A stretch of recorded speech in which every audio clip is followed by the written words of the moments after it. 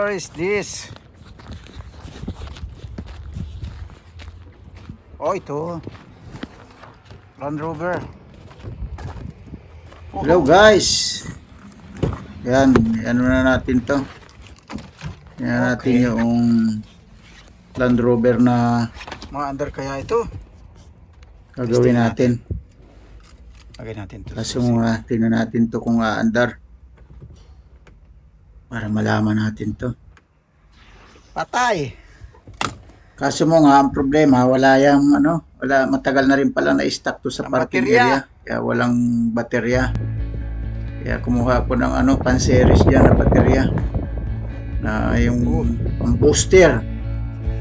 Para mapa-andar siya. Minsan naman, ginagamit namin yung pang-booster na yan, hindi umaandar yung nasa labas. Minsan kasi kulang yung voltahe niya. Lalo pagka nagsimpuan mo yun, 24 volts na yung baterya ng malalaking truck. Lalo pag taglamig, hindi pwede. Nahihirapan din na kami kuminsan dyan eh. Saka pagka ganyan, talagang walang tanggalan na sa pagka-plug in doon sa workshop namin sa loob. Kasi alam mo naman pagka sobrang winter, lalo na pagka yung mga negative 40, medyo nasisira ang baterya. Sobrang lamig. Talagang frozen siya. Siyempre wala nang yun eh. Ganun talaga dito sa lugar namin. Medyo mahirap pagka winter time. Nahihirapan Siniris kami. natin. Yan natin kung Kaya under. ganito, ganyan, ginagawa namin, pang booster namin, nagre-request yung kumpanya na pang booster kapag kaya diba, malalaki, maliliit, ganyan. Kaya naman paanda rin, minsan nga lang, nakakatsyempo kami na medyo nahihirapan kami ng minsan. O siyempre, pag taglamig, pag lumabas ka, frozen Pwede. talaga, hindi yung talagang malamig na malamig hindi frozen, kailangan mo talagang 3-layer na balot sa katawan mo para makayanan mo yung lamig sa labas. Ano ba? Kaya minsan kasi talagang ganito talaga ang trabaho ng mga OFW. Kaya siyempre kailangan mo talagang mag-provide ka rin ng mga sarili mong mga gamit para in case na Okay. tapos mo yung Replace project mo food insulation. na hindi ka masyadong Replace maapektuhan yung heater. kalusugan. Siyempre malamig sa labas eh. And Minsan replace namumutok yung labi mo. Saka siyempre, harness. meron kang lip shiner, kapahid sa labi Lang mo, pala to. kayanin ni lamig. Yun naman lang naman, kalimitan lang naman yung taglamig na yun, ay Food pagkayo insulation lang at saka maabot na mga 1 buwan, Filter, 2 buwan, ganyan lang. filter Pero console. hindi naman yung lagi daily na pinter. May pabago-bago Console din box. minsan. Mababa, minsan mga 35, career minsan wiring 30, harness. Wow! mga 25. Pagka yung ang winter, pagka bumaba yung temperature ng halimbawa, mga 25 lang, masaya na sila eh. Ako medyo malamig pa yun sa akin. Hindi ko pa kaya minsan, kaya nagdo-double jacket. Kahit nga summer, nagja-jacket pa ako eh. Kaya talagang ganun talaga. Mabuti nga, napaandar ko na ito eh. Summer naman kasi, kaya kayang-kaya niyang i-push yung baterya. Kaya okay lamang. Paandar ko na ito, papasok ko na ito sa loob. Ngayon ang trabaho nito. Maliit lang naman yung trabaho nito. Baga sa parang slightly slightly damaged lang kasi ang papalitan ko lang dito yung insulation noong hood. Tapos yung ventilation filter. Tapos yung console box. Kasi yung console box may pumasok na daga sa loob eh. Siyempre, pagka pumasok yung daga sa loob niyan, ay mahihirapan ka ng minsan mamatay yun. Mamaho na naman yung loob sa sasakyan mo. Kaya yung console box, tatanggalin ko yun. Pero hindi ko na tatanggalin. Check ko lang yung ibabaw niya kung nandoon yung yung mesh niya. Hindi naman mag-stay yun dyan kapag bubuksan mo. Automatic naman yan, kalimitan niya, lumabas na. Malaking bagay talaga. O yan, tapos ko nang ma-push yung engine nito. Pan-series. Paandar ko na to. Ayan, mga booster namin na to, kagaya niyan, pan-series, Mac tool yan. Provide naman po ng kumpanya yan. Hindi naman yan Ang provide lang ng sa amin, kung may tool allowance There you kami go. dito, yun, nire-request namin ng mga tools namin. Kaya yung mga tool allowance namin sa medyo Wala pang katagalan, tulong. nakakaipon ka ng gamit. Kaya okay lang. Mas maganda pagka ganon. Siyempre, hindi mo There you mahirap, mas masyadong mahal ang mga tools dito. Tapos, ultimong screwdriver nga lang, $28, $35, hindi magkano na yun. Medyo libo na rin yun sa peso. Samantalang dito, cheap pa yun sa kanila. Ayan, pinapasok ko na Dalhin sa natin loob. sa shop. Dadalhin ko sa loob para Uy!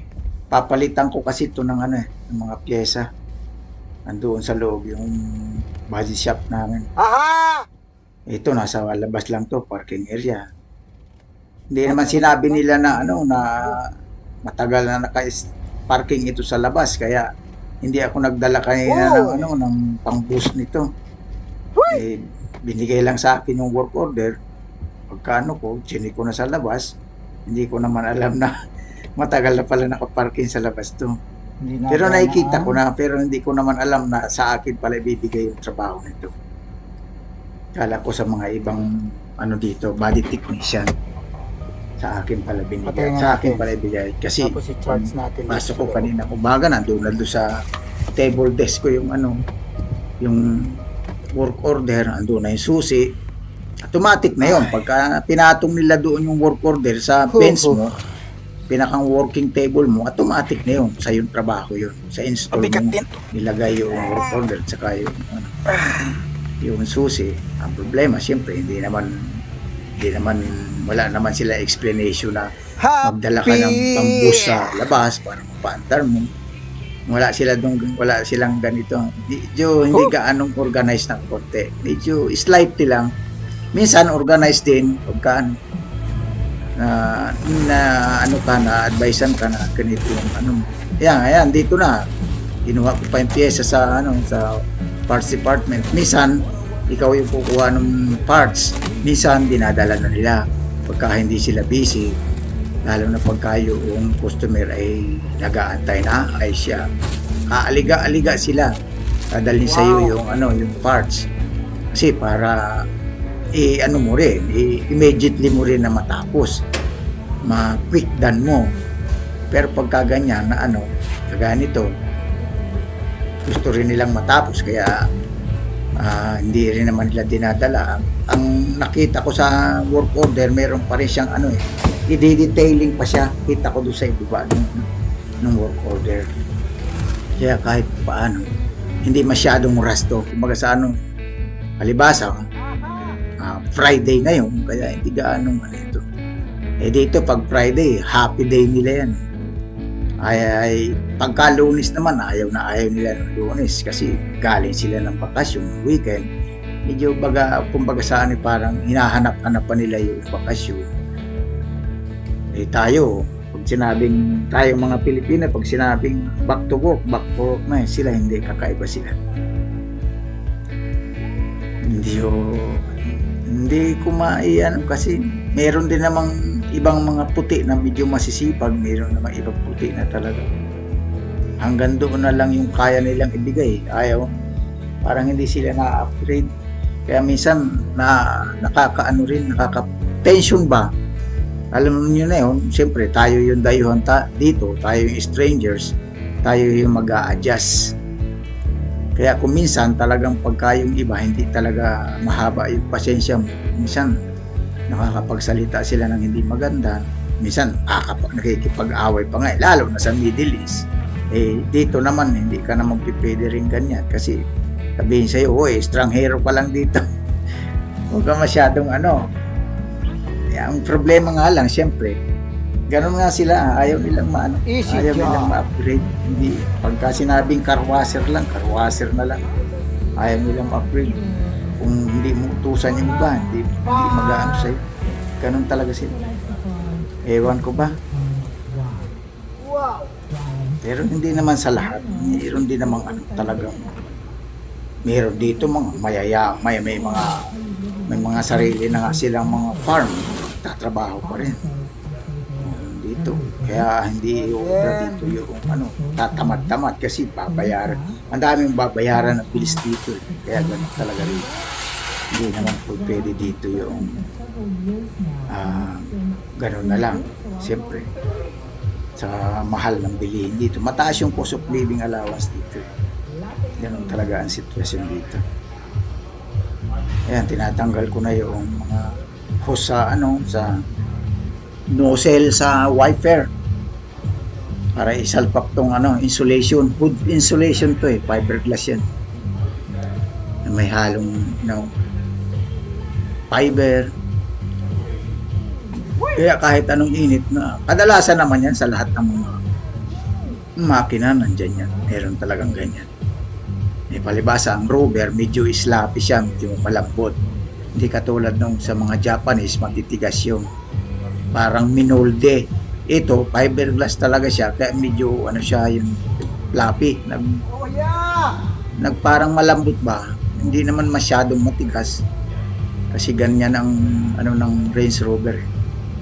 Kahit noong nasa Middle East pa ako nag-work. Halos karamihan ng insulation nila ganyan. Ganyan yung quality nila. Matibay yan sa mainit at saka lamig. Kahit saan naman, siyempre may kanya-kanyang formula ang lahat ng car manufacturing. May kanya-kanyang formulation ng pag-aano nila ng ganyang kanilang materials. Siyempre, yung iba naman yan, hindi naman mismo yung car manufacturing yung nagpo-provide yan. Puro supplier lang naman nila yan. Inaangkat din lang naman nila sa mga supplier nila. Kaya yan, siyempre, pagka sinabi ng kumpanya, sige, susupply ka ng ganito, ganyan. Tanggalin muna natin. Tapos ito, yung pinaka-dashboard, o ito na yung pinaka-location ng niya. Yung ventilation, kung tawag nila dito, ventilation ventilation cooling Pero dito, itong air cooler yan pinakang tawag yan, mayroong filter yan Filter. Ang tawag nila rito parang ventilation filter ang tawag nila. Ewan ko lang kung sa Pilipinas ganyan din ang tawag. Parang hindi nasa air cooler tawag nito sa atin. Siya yung iba naman kasi yung air cleaner. Ang air cleaner nandun sa engine. Ito, nasa loob to. Ito yung nasa ng aircon. Para yung masisip-sip na hangin, Yan lang siya. mapipilter niya. Hindi siya lalabas doon sa ng nozzle noong natin. Yung pag nagbukas tayo ng aircon, di ba may napapansin kayo, may lumalabas na lamig, hangin. Siya yung pumipilter, siya yung sumasala. In case na mayroong buha-buhangin o may mga sari-saring maliliit na lumalabas para hindi tayo mapulig. Siya yun, yan yun, yung filter na yun, yung sumasala doon. Na para ma-filter niya yung kahit anong dahas na lalabas ganyan. Yan yun, yan napaka-importante. Kaya talaga yan, pinapalitan talaga yan. Hindi naman pwedeng hindi mapalitan yan. Medyo yung buga nung aircon mo, tsaka nung blower mo, medyo sakal. Hindi masyadong malakas. Kaya ayan, napaka-importante yan. Talagang papalitan at papalitan mo rin yan. Kalimitan yan talaga nandiyan sa ilalim ng console box, ng drawer ng box. Nasa ibabaw lang siya. Ayan, pagaya nito. Sa ibabaw lang siya nung yung blower. Yan yung sumasala sa pinakang gas na para maiwasan din natin yung mapuwing tayo tsaka yung malanghap din na pag nagsasalita tayo sa loob, yung maruming hangin na siya yung sumasala. Kaya importante talaga yan. Meron kang ganyan, kalimitan, pinapalitan. Kalimitan dito, nagpapalit sila niyan around parang nasa 200 kilometers lang nagpapalit na sila niyan. 200 kilometers ganyan, 200 kilometers nagpapalit na sila nung ganyang filter. Kasi dito maalikabok dito lalo na pag summer. Ang mga kalsada rito hindi naman kagaya ng talagang sa city na espalto. Maganda, concrete. Dito sa mga road dito, mga rough road to, sa mga reserve area, natirahan ng mga dito, yung mga kung tawagin nila rito ay mga native, mga Métis kung tawagin, mga unang tao. Ganun ang ano dito, mga tirahan nila dito. Oh, come on. Hindi sa kanila yung ano, wala sa kanila yung kalsada na espalto, yung concrete, wala, bibihira ka makachempo nun dito. Sa mga national highway, ganoon dito. Espalto na yan. Pero yung papasok sa kanilang town, kanilang baryo kung tawagin, ay pasahan mo na yun, rough road yun. Kaya yun, maalikabok. Kaya kailangan talaga, Oh, yeah. every 200 kilometers, nagpapalit sila ng ganyan. Yan, It's done. yung mga, yung pinakang filter niya. Yeah. Yung ganyan dito. Tapos yung pagtapos ko niyan, Okay. ang susunod ko naman dyan yung ano, yung console box There you go. para Tapos, na ito. Hindi ko lang alam kung ano ang history nitong console Oo. box, pero ito okay pa naman. Yung Console lagayan box. ng kape, oh, sira naman na yung pala lagayan ito. ng soft drinks. Kaya kalimitan replace sa na to. kanila yung mga nasisira dito, yung mga console box eh. Minsan sa pagmamadali, busy sa trabaho, dyan nilalagay yung kape pag nabili sila sa mga Tim Horton, yung nabili sila sa Ayan, mga sira na eh. AMW, McDonald's, ng Hindi pa ba kape. yan? Mahilig sila sa kape. Oh. Ayan, minsan nabubuhos, Pwede naliligwak pa ba yung yan? kape, nabubuhos Sira dyan. na. Ayan, kagaya na yan. Eh, meron daw, dito daw na ano, na pumasok yung daga, yung mouse. Eh, dito, pag natanggal mo naman yan, tsaka ano, Place na yan, amigo. hindi mo mapapansin mo naman pagka yung nandyan naka-stay yung mouse eh, na meron siyang meron siyang nest, yung pinakampugad niya, doon siya mag-i-stay para pagka winter time, safe siya doon. Ang problema nga lang, yung kakainin niya. Pag namatay siya sa loob, mamamaho siya. Pero sabi ng may-ari, noong winter time pa niya nakita, baka nung tapos itong summer, wala na siyang naaamoy na Suggestion, ano. comment Kung namatay down yun, medyo mangangamoy siya. Eh wala naman daw, wala siyang kaya ang sabi ng may-ari, ang elaborate sa service advisor namin, kung pwede i-check lang naman. Hindi naman siya willing magbayad. Parang ipakisuyo lang. I-check lang yung console box kung ano naging problema. Ayan, napansin ko nga sira yung pinakang ilalim. Tapos yung, siyempre, nagkukumpuse pa ako dito sa cable na yun at tinahawakan ko na yun. Para saan yun? Kasi kalimitan naman nung nasa Saudi ako, hindi naman yan. Wala ako, bibihira ako experience ng ganitong problema.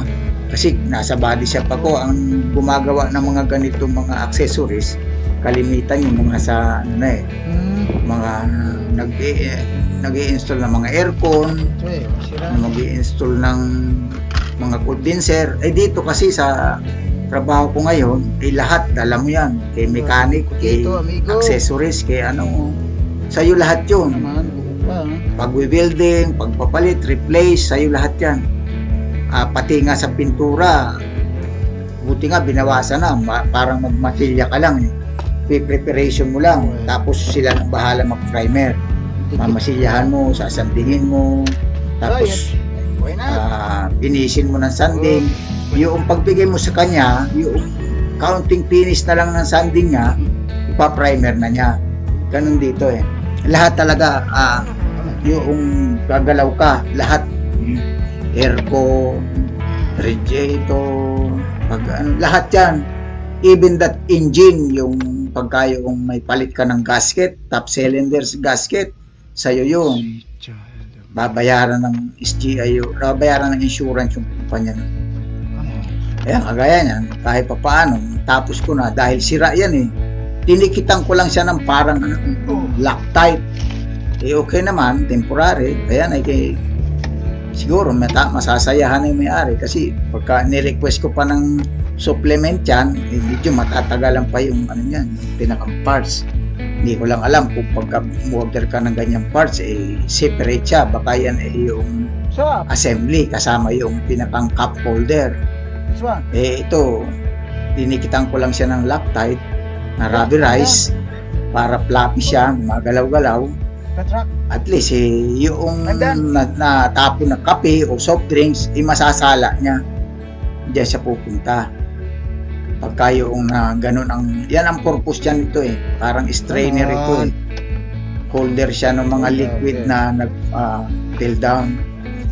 Kaya yan, okay na. Sana naman masayahan yung may-ari. Where do we go? Okay na ito. Kahit pa paano may temporary siyang Oh, no.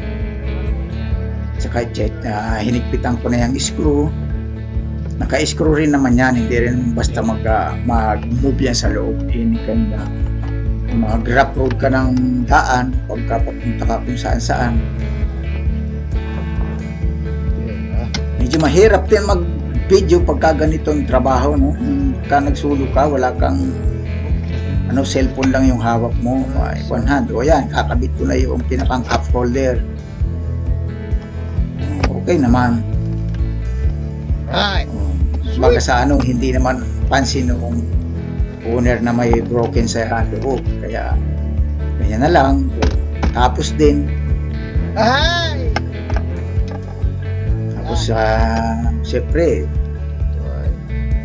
pagka check mo lahat, ilagay mo sa glove box yung workshop manual para in case na may second service, alam na ng mga maintenance technician kung saan makahanapin.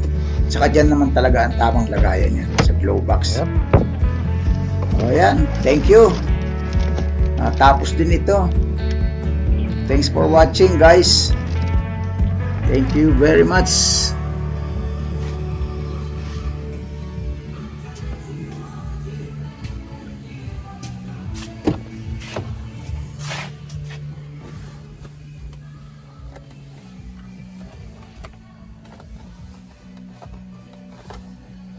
Okay.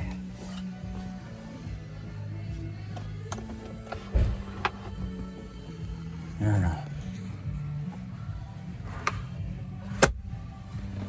Hmm.